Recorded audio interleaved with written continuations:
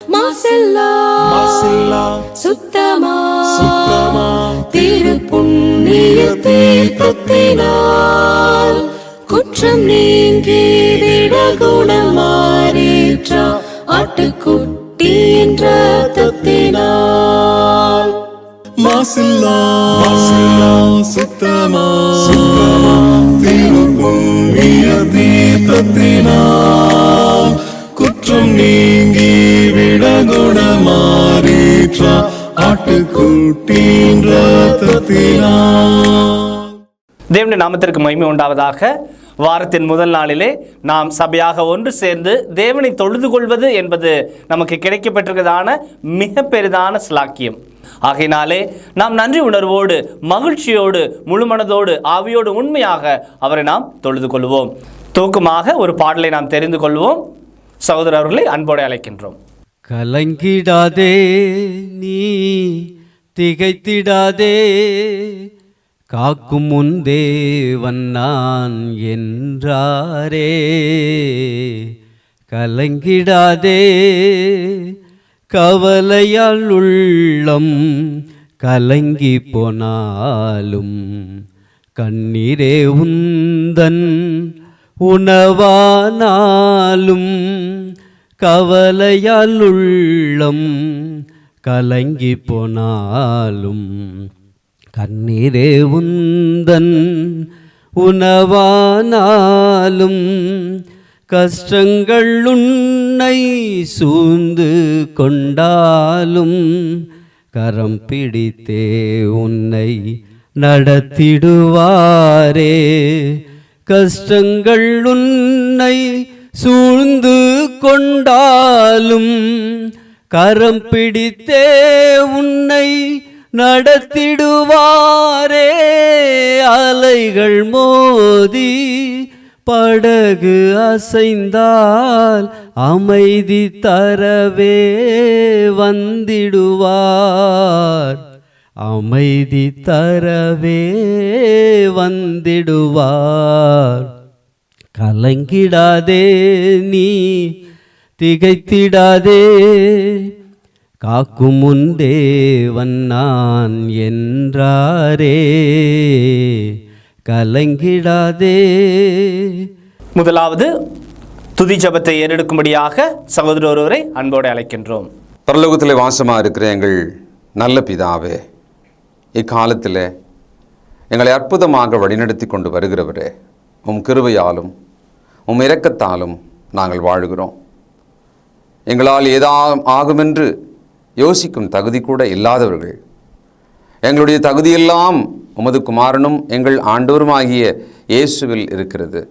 இந்த நாளிலே அவர் மூலமாய், அவர் இரத்தத்தால் கழுவப்பட்டவர்களாய், பலவீனராகிய நாங்கள் ஆவியின் பலத்தால் உம் சமூகத்திலே வந்து உம்மை தொழுது கொள்ள காத்திருக்கிறோம். நல்ல பிதாவே, எல்லாருமாய் சேர்ந்து எங்களை ஒரு பலி போல மொத்தமாக பலிபீடத்தின் மேலே ஒப்புக் கொடுக்கிறோம். இந்த நாளில் உம்மை தொழுது கொள்வதனால் உண்டாகிற ஆசீர்வாதம், சமாதானம், சுகம் அனைத்தையும் பெற்றுக்கொள்ள வாஞ்சையாய் எங்களை தாழ்த்துகிறோம். எங்கள் பாவ குற்றங்களை மன்னித்து, எங்களை சுகந்த வாசனையாக முகர்ந்து, எங்களை பலியாக ஏற்றுக்கொண்டு ஆசீர்வதிப்பீராக. நீ செய்த எல்லா உபகாரங்களுக்காக நன்றி என்று சொல்வதை தவிர வேறொன்றும் எங்களிடத்தில் இல்லை. எங்களை தாழ்த்துகிறோம், உம்மை உயர்த்துகிறோம். இயேசு கிறிஸ்துவின் பரிசுத்த நாமத்தில் துதித்து ஜெபிக்கிறோம் பிதாவே, ஆமென். பிதா, குமாரன், பரிசுத்தாவின் நாமத்திலே உங்களை ஆசீர்வதித்து உலகளாவிய இந்த பொது தொழுகைக்கு வரவேற்கிறதுல மகிழ்ச்சி அடைகிறேன்.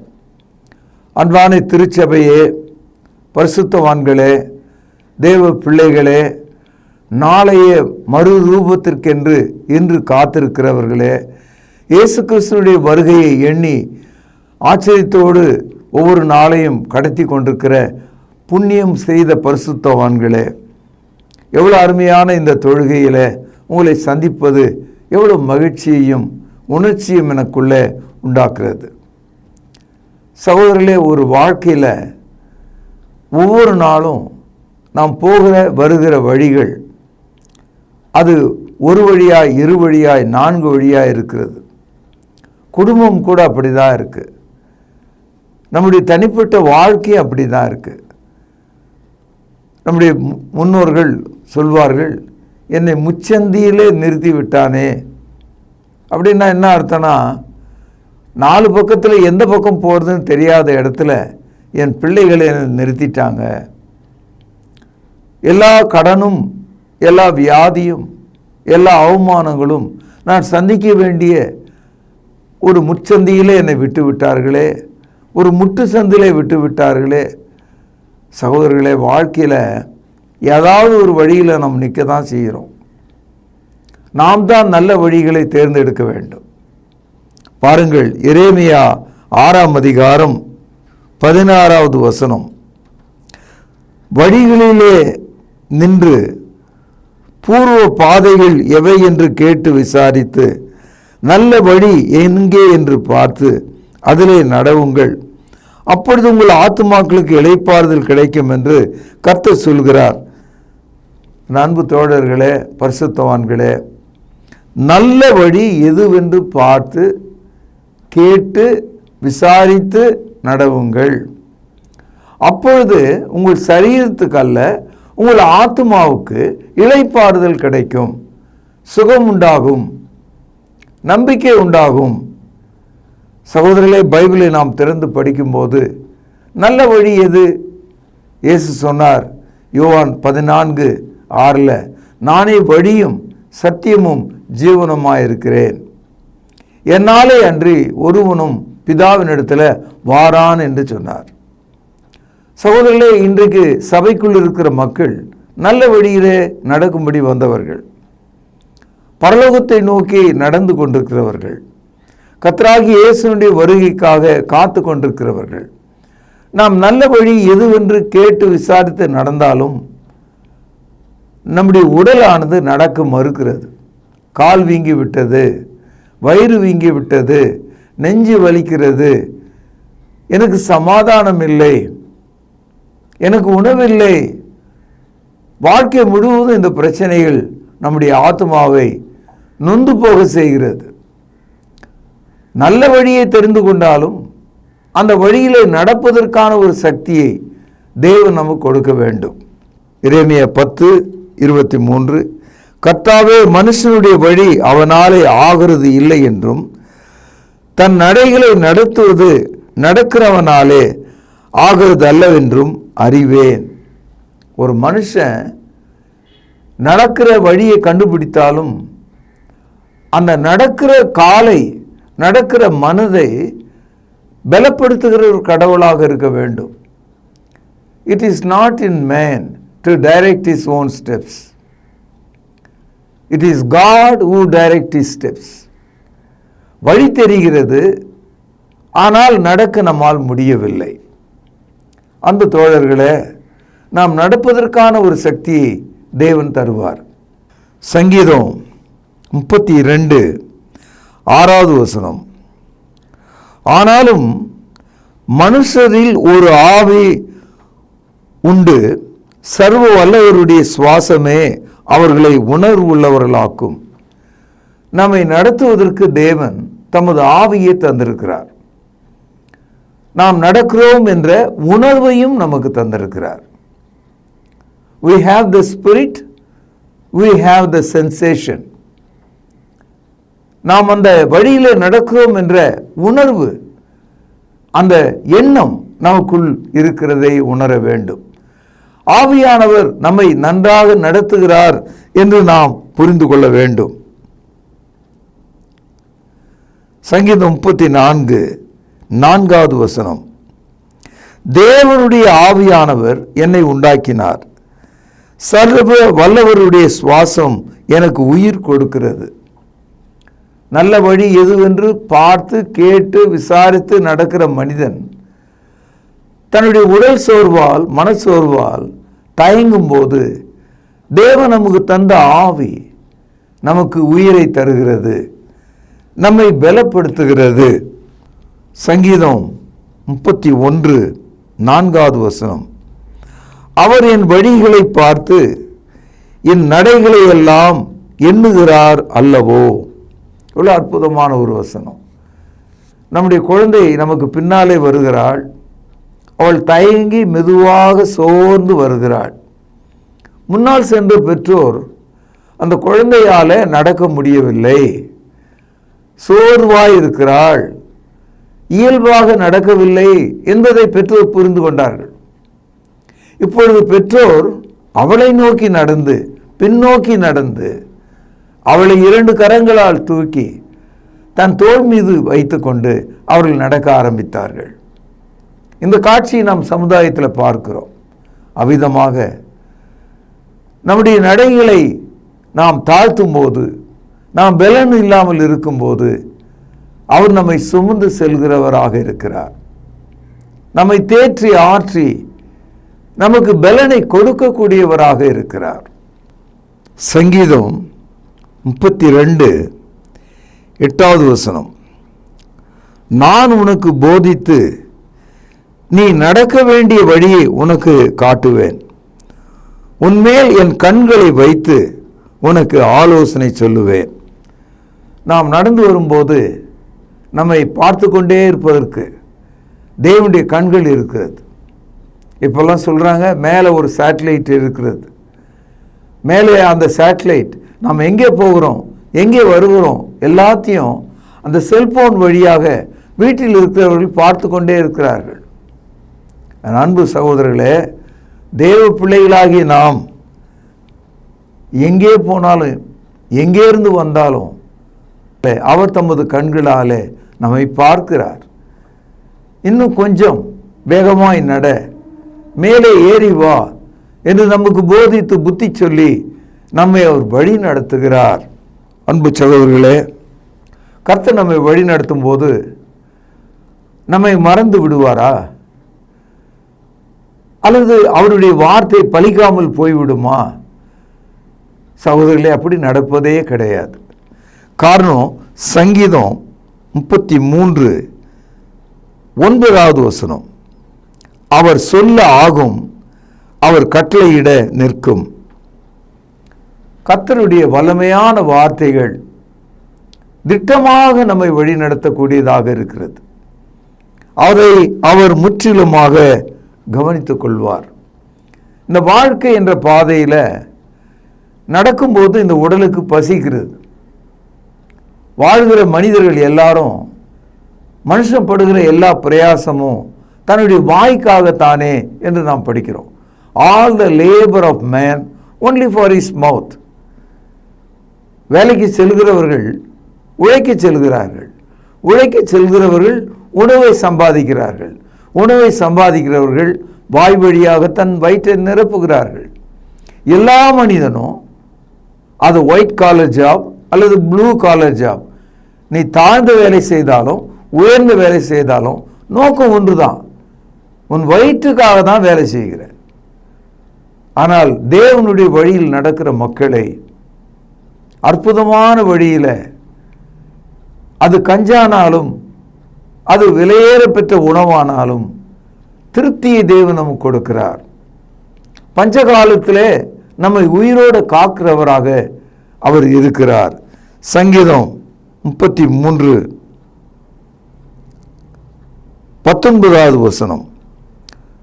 பஞ்சத்திலே அவர்களை உயிரோடு காக்கவும் கர்த்தருடைய கண் அவர்கள் மேல் நோக்கமாயிருக்கிறது.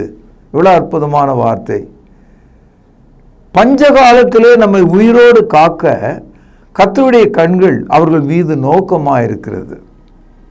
ஆகவே கர்த்தருடைய வழியிலே நடக்கிற மக்கள் நன்றாய் விசாரித்து கேட்டு நல்ல வழி எது என்று பார்த்து அதிலே நடவுங்கள், அப்பொழுது உங்கள் ஆத்துமாக்களுக்கு இளைப்பாறுதல் உண்டாகும் என்று கர்த்தர் சொல்கிறார். அப்படியே நடக்க ஆரம்பித்தாலும் இந்த உடல் மறுக்கிறது, பலவீனமாக இருக்கிறது, இந்த உடல் முழுவதும் புண்ணாக இருக்கிறது. ஆகவே நடப்பதற்கான ஒரு சக்தியின் தேவன் நமக்கு தருகிறார். மனுஷனுடைய நடைகளை அவர் விசாரித்து தாங்குகிறவராக இருக்கிறார். ஒரு சமயத்தில் பைபிளில் ஆபிரகாமுடைய மனைவி சாராள், சாராளுக்கு பிள்ளை இல்லை. ஏறக்குறைய ஒரு 10 ஆண்டுகள் சென்று விட்டது. அப்பொழுது அவளுடைய வீட்டில் எகிப்து தேசத்தை சேர்ந்த ஒரு பெண் அவள் தன்னுடைய வீடு நாடு அனைத்தையும் விட்டு வந்த ஒரு அடிமை. அவளுக்கென்று யாருமே இல்லை. அவளை ஏற்றுக்கொண்ட ஆபிரகாம் சாராள் மட்டுமே அவளுக்கு துணையாக இருக்கிறாங்க. இப்பொழுது சாராள் தனக்கு ஒரு பிள்ளையை உண்டாக்கும்படி ஆபிரகாம் இடத்துல, ஐயா எனக்கு தான் பிள்ளை இல்லை, இந்த அடிமை வழியாக ஒரு பிள்ளையை பெற்றுக் கொடுங்க என்று கேட்டுக்கொண்ட போது ஆபிரகாம் ஆகாரை சேர்த்து கொண்டான். அவளுக்கு பிள்ளை நின்றது, அது வயிற்றிலே வளர்ந்தது. ஒரு 8 மாதம் பெருகிய போது அந்த ஆகார் தன்னுடைய நாச்சியார் ஆகிய சாராளை கேவலமாக பார்க்க ஆரம்பித்தார், அசிங்கமாக அவளை பார்க்க ஆரம்பித்தார். அந்த காலத்தில் இந்த மலடி என்ற ஒரு பட்டம், குழந்தையின்மை என்ற அந்த கருத்து சாபமாக கருதப்பட்டது. அது சாராளுக்கு தாங்க முடியல. என் வீட்டில் என் சோறு தின்ற ஒரு அடிமை, அந்த அடிமைக்கு கேட்க ஒரு ஆள் கிடையாது, ஒரு அடிமை என்னை கண்டு கேலி செய்கிறாளே என்று வருத்தமாக இருந்தது. அப்பொழுது சாராள் தன் கணவனாகிய ஆபிரகாம் இடத்துல இவளை வீட்டை விட்டு அனுப்ப வேண்டும் என்று சொன்னாள்.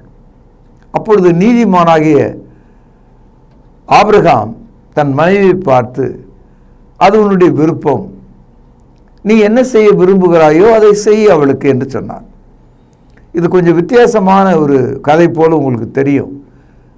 ஏனென்றால் ஆபிரகாம் தேவனுடைய நீதியை அறிந்தவனாயிருக்கிறான், தேவனுடைய வார்த்தைக்கு கீழ்ப்படிந்தவனாக இருக்கிறான், தேவனுடைய வாக்குத்தத்தம் நிறைவேறும் என்று காத்திருக்கிறவனாக இருக்கிறான். அவனுடைய மனதில் தடுமாற்றம் இல்லை. கர்த்தர் சொன்ன வார்த்தையின்படி சாராய் வழியாக அவனுக்கு பிறக்க வேண்டிய சந்ததி வாக்குத்தத்தம் நிறைவேறும் என்று அவன் காத்திருந்தான். அவன் ஒன்றும் ஆகாரை அடிமையை தனக்கு ஏற்றுக்கொள்ள வேண்டும் என்று நினைக்கல. இதெல்லாம் செய்தது சாராள் தான். இப்பொழுது சாராள் ஆகாரை பார்த்து, நீ வீட்டை விட்டு வெளியே போ என்று துரத்த ஆரம்பிச்சிட்டான். வேற ஒன்றும் செய்யலை. அவளுக்கு சூடு வைக்கலை, அவளை அடிக்கலை, அவளை பட்டினி போடல, அவள் தலையை மொட்டை அடிக்கலை, வீட்டை விட்டு வெளியே போன்னு சொல்லிட்டான். இப்பொழுது அடிமை பெண்ணான ஆகார் எங்கே போவாள்? அவள் நிறை கர்ப்பிணியாக இருக்கிறாள். எங்கே ஒதுங்குவாள்? யார் அவளை ஏற்றுக்கொள்வார்கள்? அவள் எப்படி எகிப்துக்கு நடந்து செல்ல முடியும்?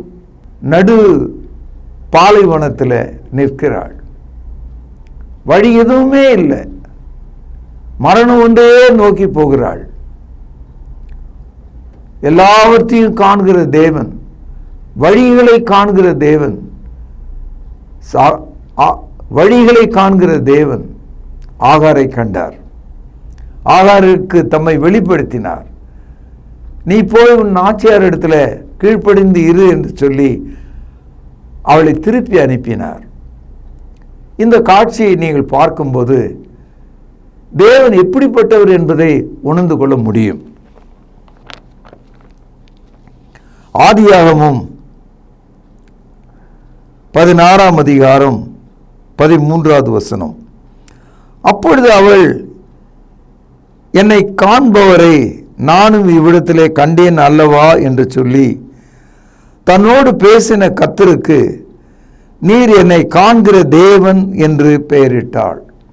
அன்பு சகோதரர்களே, ஆகாருடைய வாழ்க்கையில் அவருடைய வாயிலிருந்து பிறந்த பரிசுத்தாவின் வார்த்தை ஒன்றை இப்பொழுது நீங்கள் கேட்டீர்கள். அவள் உச்சி குளிர்ந்து, அவளுடைய வயிற்றிலுள்ள கர்ப்பம் கனி மகிழ்ந்து, நடுவிலே வனாந்தரத்தில் மரணத்தை நோக்கி சென்ற அவளுக்கு தேவன் தரிசனமானதுனால தேவனுக்கும் தனக்கும் உள்ள அந்த அன்பின் உறவை நட்ட நடுவழியிலே அவள் நின்ற போது காப்பாற்றியிருந்த தேவனை ஒரு புத்தம் புதிய பெயராலே அழைத்தாள். எல்ரோயி. எல்ரோயி என்று சொன்னால் என்னை காண்கிற தேவன் என்று அர்த்தமாம். அன்பு சகோதரர்களே, நம்முடைய வாழ்க்கையில் உணர்ச்சி மிக்க இந்த வசனம், இந்த வார்த்தை எல்ரோய் என்ற அந்த வார்த்தை உங்களுக்குள் இருக்கணும். இந்த காலையில் மகனே மகளே, தாயே தகப்பனே, திருச்சபையே, உங்கள் எல்லா தேவைகளிலும், குறைகளிலும், வலிகளிலும், அவமானங்களிலும் நீங்கள் நல்ல வழி எது என்று கேட்டு விசாரித்து நடக்கும்போது உங்கள் உடல் மறுக்கிறது, அது வியாதி கொண்டிருக்கிறது, அது வதைக்கப்பட்ட ஒன்றை போல் இருக்கிறது, காய்ந்து போன ஒன்றாக இருக்கிறது, செத்துப்போன ஒரு உறுப்பாக உடலின் ஒரு பகுதி இருக்கிறது. நீங்கள் உங்களை காண்கிற தேவனை தெரிந்து கொள்ளுங்கள். எல்ரோயி என்று சொல்லுங்கள். லார்ட் ஹூ சீஸ் மீ என்று சொல்லுங்கள். அவருடைய கண்களின் கீழே நீங்கள் வாருங்கள். ஆகார், நீர் என்னை காண்கிற தேவன் என்று சொன்னாள். இந்த காலையில், இந்த புதிய மாதம், புதிய நாள் உங்களுக்கு ஆசீர்வாதமாக இருக்கும்படி உங்களை காண்கிற தேவன் ஒருவர் இருக்கிறார். அவர் உங்களை வழி நடத்துவார். பஞ்சகாலத்தில் உங்களை உயிரோடு காப்பாற்றுவார். அவர் சொன்னதை அவர் மனம் மாற மாட்டார். அவர் சொல்ல ஆகும், அவர் கட்டளையிட நிற்கும் என்று உணர்ந்து இந்த அற்புதமான தொழுகையை மனப்பூர்வமாக நிறைவேற்றி கர்த்தருடைய பந்தியில் சேர்ந்து ஜீவனுள்ள காணிக்கைகளை தந்து அவரை தொழுது கொண்டு நீங்கள் சமாதானத்தோடு செல்லும்படியாக உங்களை ஆசீர்வதித்து இந்த நற்செய்தியை இங்கே நிறைவு செய்கிறேன். பிரார்த்தனை செய்வோம். பரலோகத்தில் வாசமாக இருக்கிற அற்புதமான தகப்பனே, நல்ல வழி எதுவென்று பார்த்து கேட்டு விசாரித்து அதிலே நாங்கள் நடந்தாலும், இயேசு கிறிஸ்துவுக்குள்ளே நாங்கள் நடந்தாலும், எங்கள் சரீரமும் எங்கள் கால்களும் எங்களுக்கு துணை செய்யவில்லை. எங்கள் நடைகளை உறுதிப்படுத்தும்படி, வழி நடத்தும்படி, எங்களை பலப்படுத்தும்படி ஆண்டவரே எங்களுக்கு உதவி செய்தருளும். நீர் எங்களை காண்கிற தேவன், எல்ரோயி என்று அறிக்கை எடுக்கிறோம். கேட்ட மக்கள் யாவரையும் ஆசீர்வதியும், சுகமாக்கும், உமது ஜனத்தை மன்னித்தருளும், நல்வழியிலே நடத்தும். ஒருவருக்கே கன மகிமை செலுத்தி உமது குமாரனும் எங்கள் ஆண்டவரும் இயேசு கிறிஸ்துவின் இரத்தத்தினால் இவைகள் அனைத்தையும் கேட்கிறேன் ஜீவனுள்ள எங்கள் நல்ல பிதாவே, ஆமென். நம்முடைய கர்த்தராகிய இயேசு கிறிஸ்துவினுடைய கிருபையும் பிதாவின் அன்பும் பரிசுத்த ஆவியானவரின் ஆசீர்வாதமும் வழி நடத்துதலும் நம் அனைவரோடும் சதா காலமும் நிலைத்திருப்பதாக, ஆமென். கிறிஸ்து இயேசு தம்முடைய சரீரத்தை நமக்காக கிழிக்கு கொடுத்து தன்னுடைய இரத்தத்தை சிந்தினார். அவருடைய பந்தியை நினைவு கூறத்தக்கதாக நாம் ஆயத்தமாவோம். வழிநடத்தும்படியாக சகோதரர்களை அன்போடு அழைக்கின்றோம். கர்த்தருடைய பந்தியிலே பங்கு கொள்ளும்படி நம்மை நாமே ஆயத்தப்படுத்துவோம். ஆண்டவராகிய இயேசு கிறிஸ்து காட்டிக் கொடுக்கப்பட்ட அன்று ராத்திரியிலே அப்பத்தை எடுத்து ஆசீர்வதித்து, இதை பிட்டு நீங்கள் வாங்கி புசியுங்கள், இது உங்களுக்காக பிற்கப்படுகிற என்னுடைய சரீரமாய் இருக்கிறது என்று சொல்லியிருக்கிறார். அப்பத்திற்காக நாம் ஜெபித்து இதில் பங்கு கொள்வோம். பரிசுத்தமும் இரக்கமும் தயவும் கிருபையும் நிறைந்த நல்ல ஆண்டவரே, உம்முடைய குமாரனாகிய இயேசு கிறிஸ்து சிலுவையிலே எங்களுடைய பாவங்களுக்காக தன்னுடைய இன்னுயிரை கொடுக்கும் பொழுது அவருடைய சரீரம் கிழிக்கப்பட்டது. அதற்கு ஒப்பாக இங்கு புளிப்பில்லாத அப்பம் இது வைக்கப்பட்டு இருக்கிறது. அப்பா, நீர் இந்த அப்பத்தை எங்களுக்கென்று ஆசீர்வதித்து தரும்படி விலையேற பெற்ற இயேசு கிறிஸ்துவனுடைய நல்ல நாமத்தினாலே இந்த ஜெபத்தை ஏறெடுக்கிறோம் அன்பின் பிதாவே, ஆமேன். அவர் அந்தபடியே பாத்திரத்தையும் எடுத்து, இந்த பாத்திரம் என் இரத்தத்தினால் ஆகிய புதிய உடன்படிக்கையாய் இருக்கிறது, என்னை நினைவு கூறும்படி இதை செய்யுங்கள் என்று சொல்லியிருக்கிறார். நாமும் கூட அவ்வண்ணமாகவே இதில் செய்யும்படியாக நாம் ஒன்று சேருவோம். தேவன் இந்த ரசத்தை ஆசீர்வதித்து தரும்படி நாம் ஜெபிப்போம். வானத்தையும் பூமியும் உண்டாக்கின சர்வ வல்லமையுள்ள எங்கள் நல்ல பிதாவே, என்னை நினைவு கூறும்படி இதை செய்யுங்கள் என்று சொல்லியிருக்கிறபடியே நாங்கள் செய்யும்படி வந்து நிற்கிறோம். இந்த ரசத்தை நீர் ஆசீர்வதித்து தாரும். குற்றமில்லாத மாசற்ற இதோ தகப்பனே, அந்த ரத்தம் எங்களுடைய பாவங்களுக்காக சிந்தப்பட்டது என்பதை நாங்கள் நினைத்து இதில் பங்கு கொள்ளும்படி, பயபக்தியோடு பங்கு கொள்ளும்படி எங்களை உற்சாகப்படுத்தும். எங்களை தாழ்த்துகிறோம். இந்த ரசத்தை நீர் ஆசீர்வதித்து தாரும். இயேசுவின் நல்ல நாமத்தில் இந்த ஜெபத்தை எடுக்கிறோம் அன்பின் பிதாவே, ஆமேன். பலிபீடத்தில் என்னை பரனே படைக்கிறேனே இந்த வேளை, அடியேனை திரு சித்தம் போல ஆண்டு நடத்திடுமே. அடியேனை திரு சித்தம் போல ஆண்டு நடத்திடுமே. கல்வாரியின் அன்பினையே கண்டு விரைந்தோடி வந்தேன், கழுவும் திரு ரத்தத்தாலே கரை நீங்க இருதயத்தை. கழுவும் திரு ரத்தத்தாலே கரை நீங்க இருதயத்தை. ஆவியோடாத்மா சரீரம் அன்பரே உமக்கென்றும் தந்தேன், ஆலயமாக்கியே இப்போ ஆசீர்வதி தருளும். கல்வாரியின் அன்பினையே கண்டு விரைந்தோடி வந்தேன், கழுவும் திரு ரத்தத்தாலே கரை நீங்க இருதயத்தை. கழுவும் திரு ரத்தத்தாலே கரை நீங்க இருதயத்தை. சுயம் என்னில் சாம்பலாய் மாற சுத்தாவியே அனல் மூட்டும், ஜெயம் பெற்று மாமிசம் சாக தேவாருள் செய்குவீர். கல்வாரியின் அன்பினையே கண்டு விரைந்தோடி வந்தேன், கழுவும் திரு ரத்தத்தாலே கரை நீங்க இருதயத்தை. கழுவும் திரு ரத்தத்தாலே கரை நீங்க இருதயத்தை. இறுதியாக நாம் ஜெபித்து இந்த தொழுகையை நிறைவு செய்வோம். ஜெபிப்போம். கிருபையும் அன்பும் இரக்கமும் நிறைந்த பரம்பிதாவே, உம்மை தொழுது கொள்வது எவ்வளவு பெரிதான ஸ்லாக்கியம். அந்த ஸ்லாக்கியத்தை நீர் இந்த நாளில் எங்களுக்கு தந்தீரே, அதற்காக நன்றி தகப்பனே. நாங்கள் ஜெபித்த ஜெபங்களை நீர் அங்கீகரிக்க வேண்டுமாய் ஜெபிக்கிறோம். கிருபையின் பிதாவே, நாங்கள் கேட்ட வார்த்தைகளுக்காக நன்றி. அவைகள் எங்களுடைய இருதயத்தில் வைத்து அதன்படி எங்களுடைய வாழ்க்கை மறுரூபமாக நீர் தயவு செய்தல் வேண்டுமாய் ஜெபிக்கிறோம். பிதாவே, நீர் எங்களுக்கு இந்த வாரத்தில் ஆசீர்வாதமாக கொடுத்த வருமானத்திலிருந்து உமக்கென்று கொடுக்க நீர் எங்களுக்கு பாராட்டின தயவுக்காக நன்றி. இப்படியாக நாங்கள் கிறிஸ்துவனுடைய மரணத்தை நினைவு கூற நீர் தயவு பாராட்டினீர். எங்களுக்காக கிறிஸ்து தன்னுடைய சரீரத்தை கிழித்து இரத்தத்தை சிந்தினார். அதை நாங்கள் புசிக்கவும் பானம் பண்ணவும் நீர் தயவு பாராட்டினீர். இப்படியாக தாப்பனே, நாங்கள் ஏறெடுத்த இந்த தொழுகையை நீர் தாமே அங்கீகரிக்க வேண்டுமாகவும் ஆசீர்வதிக்க வேண்டுமாக ஜெபிக்கிறோம். தாப்பனே, சுவீனமாக இருப்பவர்களுக்கு உம்முடைய சுகத்தையும் ஆரோக்கியத்தையும் கட்டளை விடமாக ஜெபிக்கிறோம். காத்துக்கொள்ளும் வழி நடத்தியறலும் இயேசு கிறிஸ்து மூலம் அனுப்புகிற நல்ல பரம்பிதாவே, ஆமென். அன்பானவர்களே, புதிய ஏற்பாட்டு தொழுகைக்கு திரும்புங்கள். இடம் YMCA வளாகம், ஹைகோர்ட் எதிரில், பிரதி ஞாயிறு காலை 11 மணி அளவில் அன்புடன் அழைக்கிறோம்.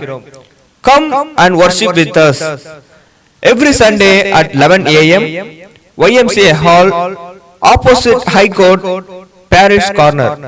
கர்த்தாவே, தேவர்களில் உமக்குப்பானவர் யார்?